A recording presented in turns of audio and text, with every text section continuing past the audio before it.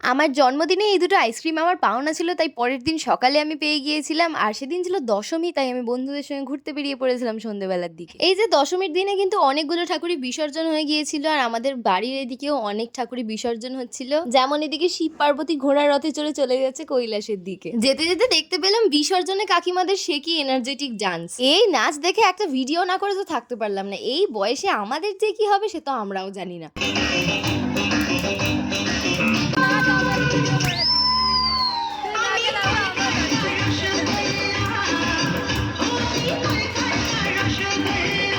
তারপর আবার আমাদের ঘোরাঘুরি ঠাকুর দেখার পর্ব শুরু হয়ে গেল। আর এবার আমাদের মন্দির তলা সার্বজনীনে বৃন্দাবনের প্রেম মন্দির করেছিল। যদিও আমি প্রেম মন্দির সামনে থেকে তো কখনো দেখিনি, তবে বেশ ভালোই করেছিল। আর এটা হলো আমাদের মন্দির তলার প্রেম মন্দিরের ঠাকুর, যেখানে রাধা কৃষ্ণের বদলে মা দুর্গা ছিল। আর এখানে ঢোকার সময় তো আমরা ভেবেছিলাম কোনো বিয়ে বাড়িতেই ঢুকে পড়েছি, কিন্তু না, এটা দুর্গা মায়েরই একটা প্যান্ডেল ছিল। দুর্গা পূজায় ফুচকা খাবো না সে কি হয়, তাই সেদিনে জমিয়ে একদম ফুচকা খেয়ে নিয়েছিলাম আমরা।